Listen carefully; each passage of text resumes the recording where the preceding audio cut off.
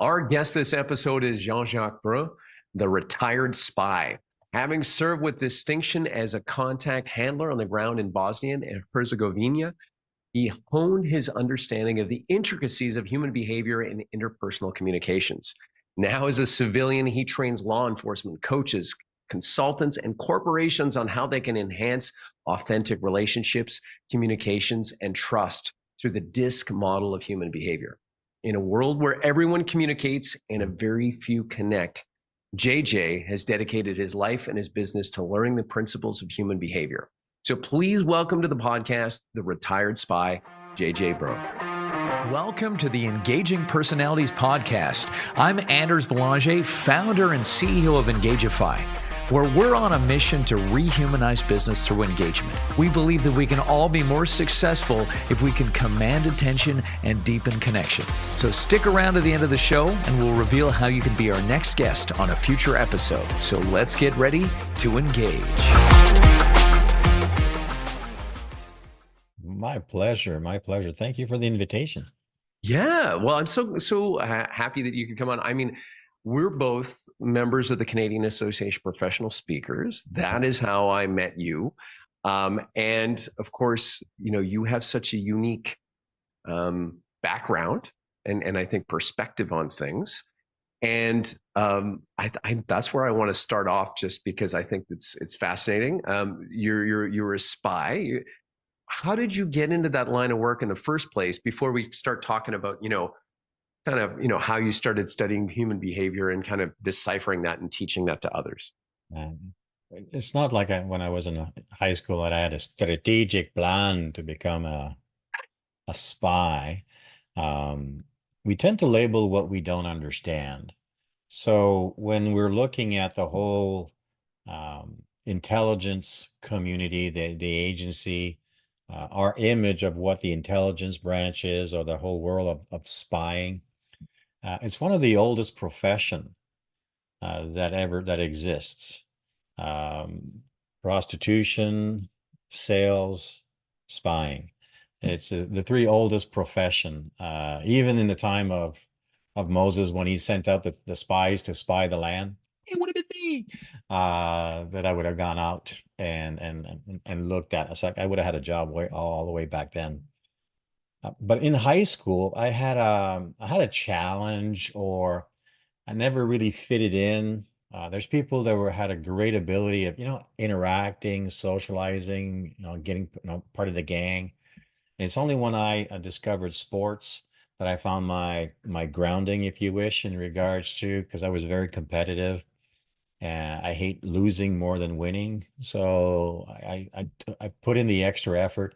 And at the end, in high school, I got recognized for all my efforts.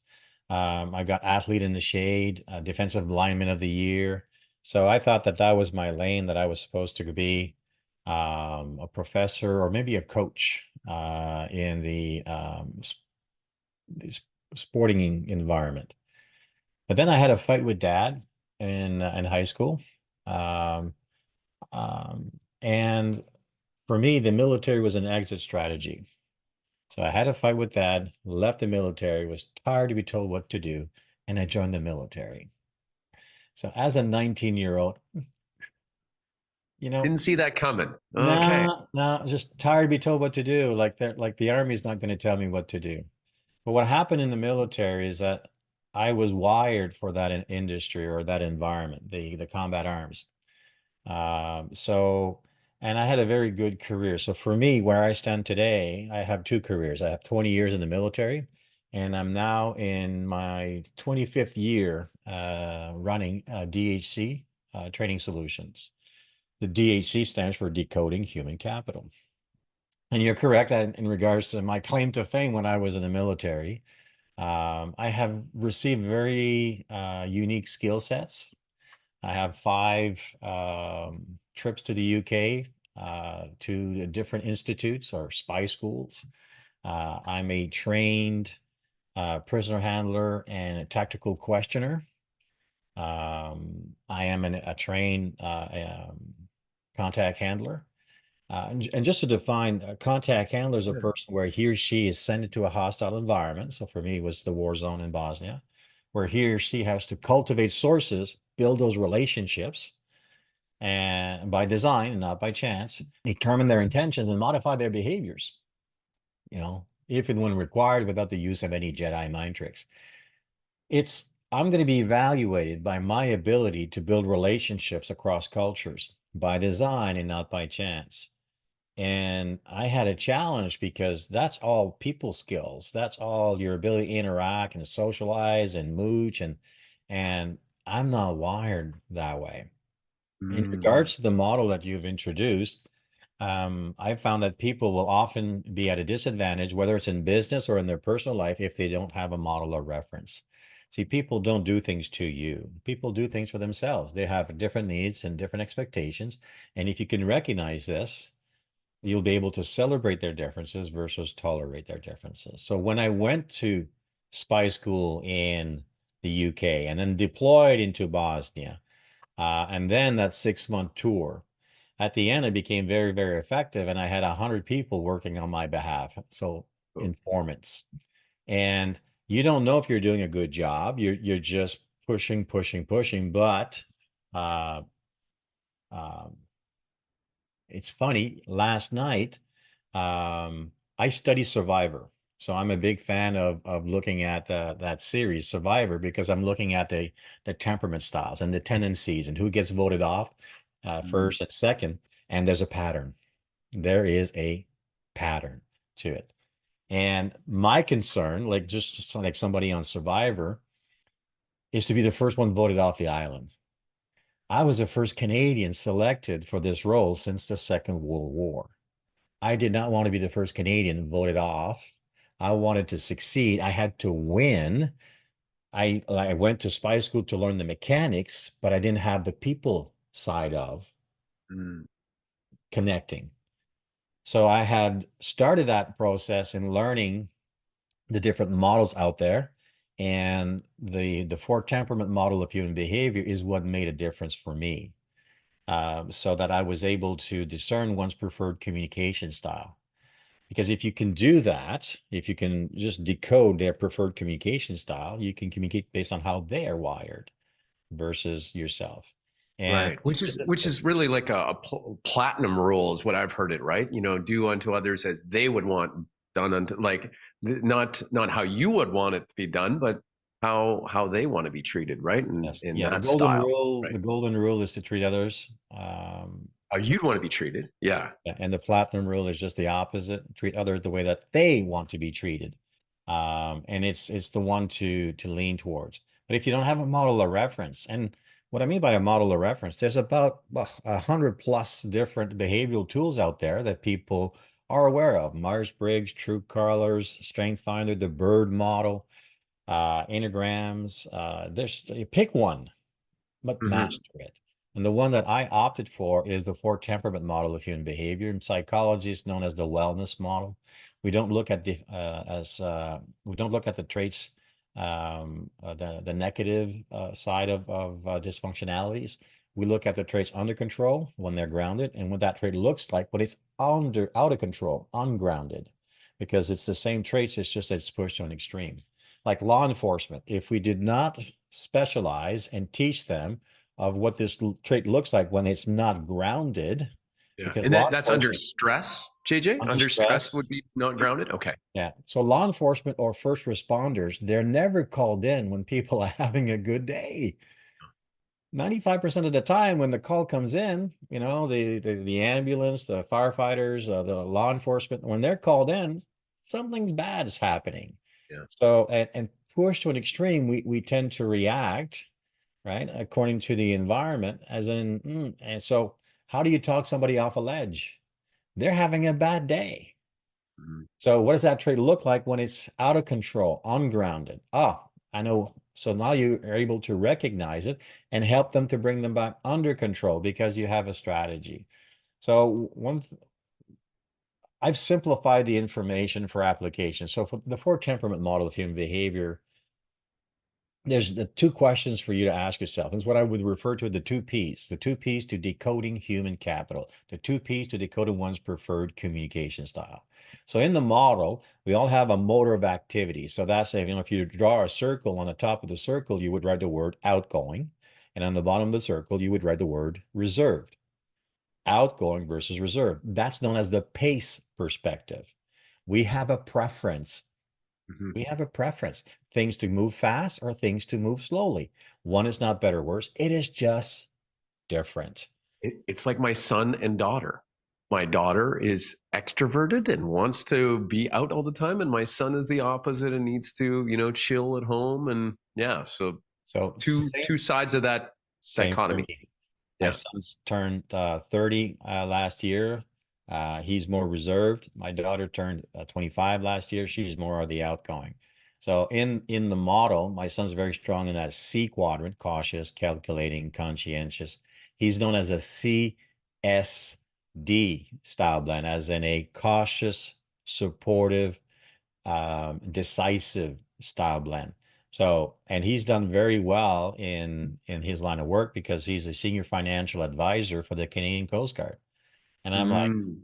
he got that position at the age of 25. How do you get to be a senior financial advisor? Well, see, he's in the profession of thinking things through, Yeah. talking to people, and then getting them to move and making a decision and being decisive. So that's a very beautiful blend. Now they're asking him to apply to be the director at the age of 30. I'm like, dude, at the age of 30, you can be a director? It's like, it sounds kind of good, Joël Brun, director of. I'm like, I like that. So he's doing very, very well. Now he's That- being dyskinesed at a very young age. oh, I okay. learned this. I learned this in my 40s. He's learned this in his when he was like a teenager. My daughter's younger, it's 5 years difference. Now my daughter's an she's known as an ISD, Mm. inspiring, supportive, direct style blend. Now she's all about, so she's going to be a social worker. Now she signed her first dance contract when she was 8. She did competitive dancing for 10 years. And now she teaches dance and she choreographs and she wins awards also. She can make you laugh. She can make you cry. She will win awards because she needs this. Now, every trait has a specific need. So that's the Mhm. value of having a model of reference, because if you can discern the pace perspective, which is the easiest part to do, Sure. fast pace, slow pace, talk fast, talk slow, talk loud, talk softly. You cannot not communicate. So the pace perspective provides you a good start point. So if I was to ask you, I don't think you've ever worked with the former Prime Minister, Stephen Harper. Have you ever worked with him? No, So you don't know him personally? no. Okay. Now, based on what you've seen him on television, when he's Yeah. interviewed, did he come across to you as more of an outgoing premier or more reserved in his day-to-day More activity? reserved, I would See? say. See, it's like you cannot, like you're sensing that. And Yeah. that's what most of the people will say, yeah, absolutely. Now you have two choices. And that's known as the priority perspective. As in, we all have a mode of activity, but we also have a compass. And a compass gives us an orientation, an azimut, une orientation towards task or towards people. We have a preference towards task. We have a preference towards people. In other words, when you wake up in the morning, do you think about all the things you need to do today? Or do you think about all the people you're going to meet throughout your day as you do your things? Do you lean towards on the task side of life or on the people side of life? So if I was to ask you, Stephen Harper, to you, because you said reserves, okay, well, that's that Hmm. C trait Hmm. or the S trait. C is for cautious, calculating, conscientious. S is for supportive, sweet, shy. Where would he lean, on the task or on the people? I would probably think the tasks for Task. him. Yeah. So, and that's a start point for us to engage into a conversation. Why I like this model was not designed to label, categorize, or pigeonhole people. This model was designed to better understand people. So I'm sensing here the pace perspective is more reserved. I'm sensing the priority perspective leans more a little bit towards a task. I'm sensing he might be strong or projects a lot of the C persona. or the C traits. It's important not to label as in, oh, he's a C. Now, if you say he's a C, that you're making an absolute, and that's dangerous. When you make an absolute, you're talking or you're falling into what they call the principle of conceptual consistency. Once I make my decision of you, I look for everything to justify my decision of Right. you, and I neglect everything that contradicts my decision of you. That's the principle of conceptual consistency, like first impression. So it's important to look at, well, he seems to be strong, or he seems to project C trait. There. Now you have a start point. So when I was working over in Bosnia, that's what I would do. I would look at what's the pace perspective that I'm observing right now. Yeah. What's the priority perspective? Quite often it's the language that will tell you where they tend to lean. And do they have an ease at smiling? Now, on the people side, they're Yeah. Sure. warm, they're friendly, and they got More that smile. effusive, right? Well, Yeah. you sense it. On the task side, it tends to be more stoic. And so they're more on the task side, they're a little bit more in their heads, perhaps. Yeah. And so they're not expressing, their feelings like someone who is, again, more expressive. The way that you're effective at reading, at decoding one's preferred communication style, it's the power of the question. The better you are at asking questions, the better you are going to be able to engage into a conversation. The better you're going to be able to carry a conversation, the better you're going to be able to build a relationship, whether it's professional or personal. So if my end state is to build a relationship with this contact, I need to engage into a conversation. Well, if I'm to engage into a conversation, what kind of questions could I ask? Like, so I memorized the 10 most effective feel-good ice-breaking questions.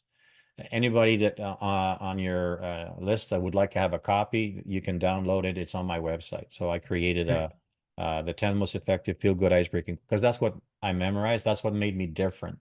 So when I met the first case that I was given, we branded this gentleman as the self-declared mayor of Mostar.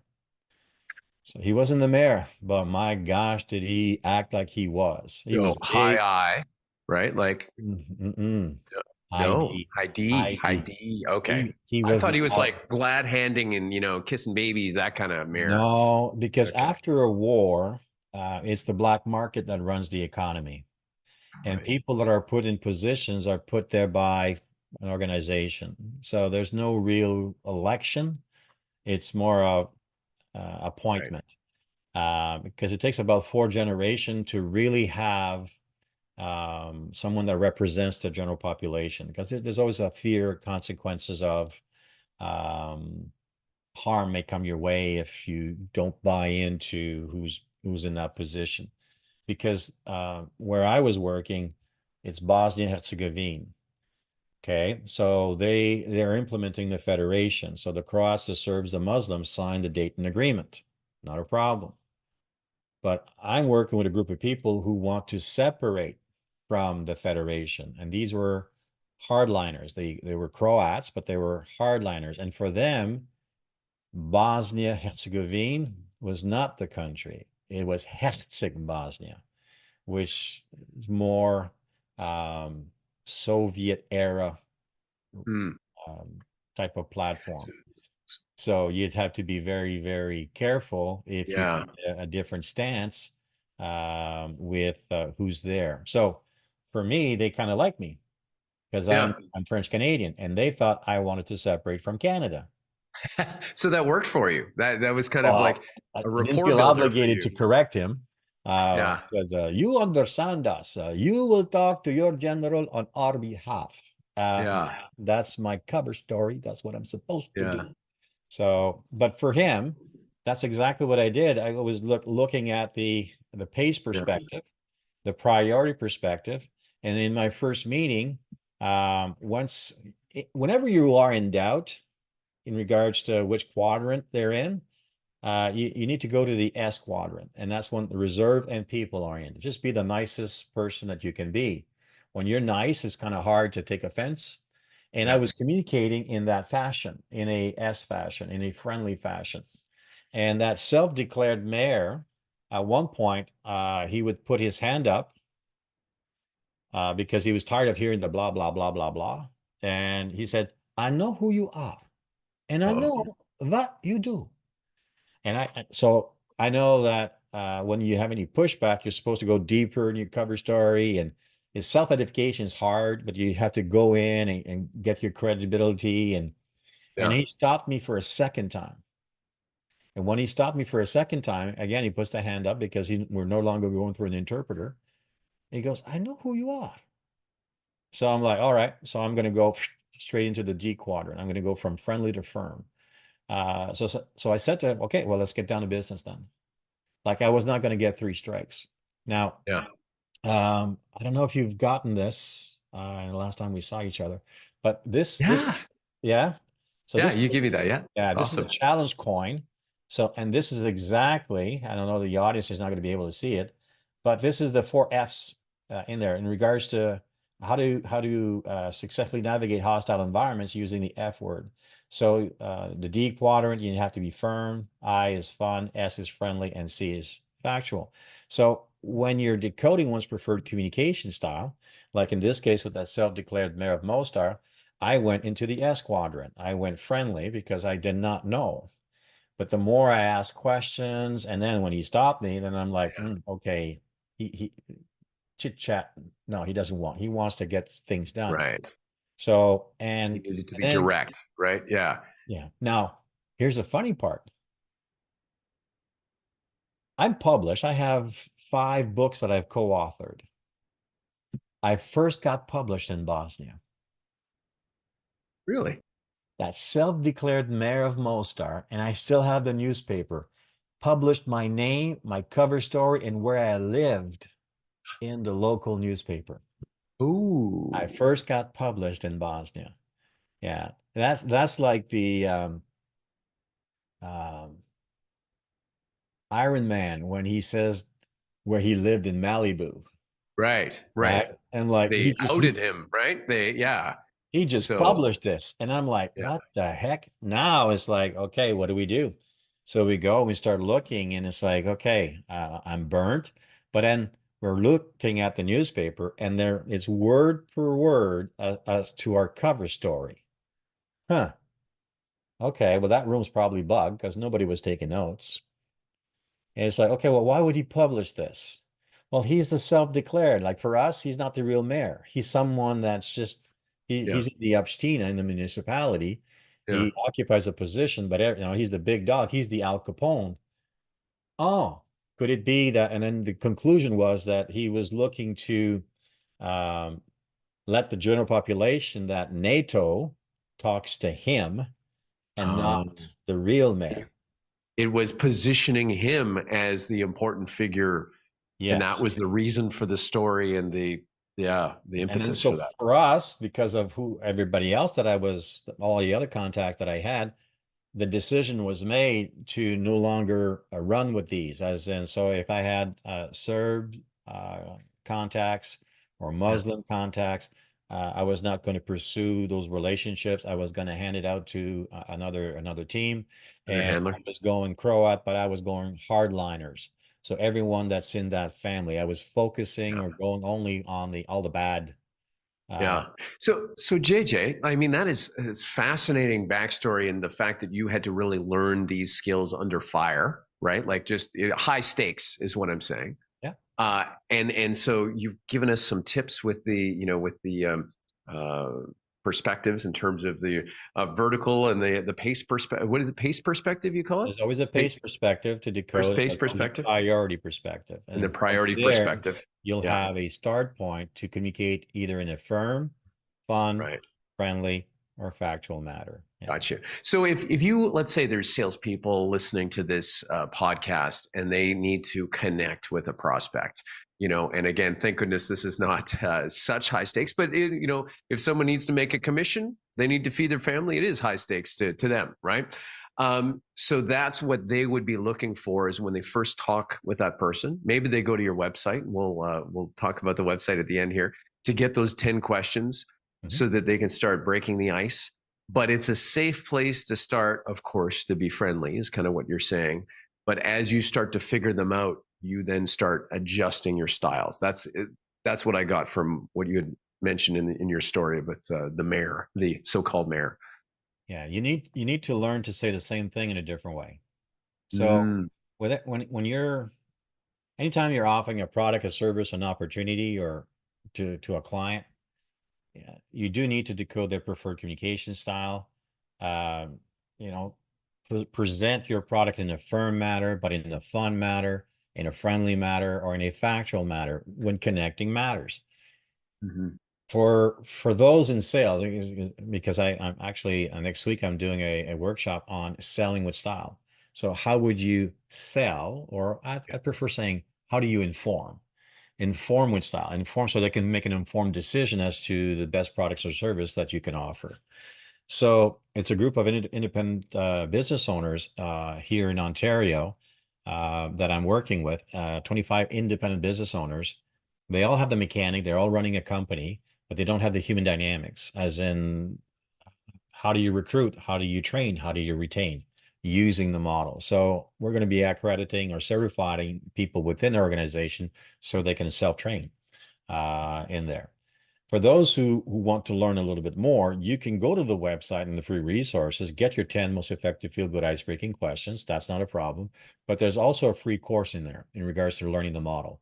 So it's mastering the art of interpersonal skills, interpersonal relationships. That's also on the website. So anybody that it does not have a model of reference or wants to learn a little bit, then here's a complimentary, here's a free one that you can actually look into moving forward. We're going to be in Calgary not too long. In June, I think we're actually running an event there, a certification program out west, because I train trainers and I train people to Yeah. become master trainers in the model. So there's a colleague that I want to assist and help out. And so because I can't travel everywhere, so I Yeah. trained other master trainers so that they can train Nice. within that So, area. so JJ, your coin that you showed me and that you gave me last time we saw each other. I mean, Mhm. that's a great way of simplifying the model because I think, in terms of these human behavior models, like we said, Myers-Briggs and Strength Finders and all of these, a lot of them you can't, I feel like you can't use under fire in the moment. You got to have almost someone to, I don't know, fill out a fill out a questionnaire before you know how to deal with them. And that's how you might do it on an HR perspective. But when you're dealing with people in real time, Yeah. using the through two perspectives that you shared seems to be a nice shortcut. And so is this from the model, or is this your work on the model that you've been able to simplify Well, it down? it's based on the four temperament model of human behavior. William Moulton Marsden is the inventor of this methodology. Yeah. He didn't trademark and copyright his research. He left it for public domain. So you have different interpretation. So different companies. There's about 50 big companies that will teach would train people in this. A lot of them have been sold on many occasions. Strength Finder. Well, the founder of Strength Finder sold the company. Mhm. Insight, Inscape. Wiley is a publishing firm. Well, Wiley purchased 3 training companies that teaches DISC. So all their products are printed through Wiley. A very good strategic, right? So, Yeah. but sometimes that waters it down. Personality Insights, which is the company that I got accredited and certified, and I was their training director at one point. I was on their staff. A lot of my DNA, a lot of my research are actually in there. So I have accumulated over 30,000 hours of studying, applying, and teaching. And I've accredited and certified or assisted over 1,000 people of getting their credentials, if you Mm. wish. Those who want to add more services to their clients, human dynamics. Everyone, because we're part of the Canadian Association of Professional Speakers. Well, guess what? Everyone has in common. They're working with people. So if you don't have a model of reference for your expertise, give you an example. Okay, so we're talking about a persona that's more outgoing and task oriented. That's that D persona. Well, if you're visiting that D country has a culture that's more outgoing and task oriented. We know that culture as being more direct. Well, their mindset, how they tend to think, is the term is question that starts with what? What am I going to get out of this? What's the big idea? What are we doing? They think in terms of what. But on the other side, that outgoing people culture, that's the I country, they think in terms of who's going to be there, who am I going to see, who's going to see me. They think in terms of who. Now the S country, that culture is more reserved and people oriented. We know them as our supportive style blend. They're by far the nicest people you're going to meet around the world. They think in terms of how are we going to use your information? How am I going to be able to apply this? How are we going to be able to work together as a group? They think in terms of how. And the last one, well, that country is the C country. Its culture is more reserved and task oriented. We know them as our cautious style blend, not a problem. Now, they think in terms of why. Mm. Why should I buy this? Why should I use your? Why should I believe you? They think in terms of why. So you have four main mindsets. So in sales, you would be at a disadvantage if you do not decode one's preferred communication style. Because if I can decode one's preferred communication style, well, I need to be able to answer the what, the who, the how, and the why. Mhm. So if I don't have this, I'm going to be at a disadvantage. So what's this all about? Now, you can remove an objection before an objection. You're probably asking yourself, so what is this all about? And who Yeah. else has actually done this before? How have you applied this? And why should I apply this in my business? If those are the questions that you have, you're in the right place. See, it's a Right. way of having that conversation. I can use the 4R words. See that D persona? It's all about results, my friend. What Mm. kind of Yeah. results am I going to get from this? What kind of performance increase am I going to get from your widget, from your expertise? But on the I persona, it's not about that. It's all about image and popularity. It's about recognition. I want Right. you to look Yeah. good with your widget because death by association. Mm. But for the S, it's all about relationships. Are we Mm. able going to be able to build authentic, meaningful relationships with this in the community and the people that I work with? But on the C side, it's all about understanding the reason why people do the things they do. And they always want to be right. So results, Ah. recognition, relationship, and being right or getting it right. They're often misunderstood. People think that they put on earth to annoy you because they have a lot of questions. They're not trying to be right, by the way. They're trying to get it right. See, that model, and compared to all the other models, I can go 50 layers of depth with the Yeah. same behavioral tools. Four main quadrants, 41 style blends, 20,000 possibilities of different graphs. And I can look at two graph approach, and I can discern where you're having some stress and anxiety within your work environment just by looking at the graphs. Wow. Yeah. Man, JJ, that's like, I'm glad you simplified it for us because then you can go so deep. I mean, you are obviously a master at this. Even beyond master. I feel I don't know what that next level is, but to be able to analyze that and see and all of these like disc, we use it when we hire people. Okay. When my coach came in, we did it, and it's almost eerie how well it seems to know you, right? Like I'm always just fascinated by this, and again using it to your not, and when I say using it to your advantage, it sounds not like in an edge kind of way, but I mean you're just relating to people in the way that they want to be related to, Yeah, right? it's what we And call that's role assessments. You do a role assessment for the position you're hiring, yeah, right? So now you can do a behavioral-based marketing. So you're being using words that actually resonates to the style blend that you're looking for. that's Uh, smart. an Yeah. example, we want to hire a brain surgeon. Okay. Well, I need somebody that's in charge of a brain surgeon. I need somebody that is the brain surgeon of excellence that you're looking for, and somebody that supports the brain surgeon.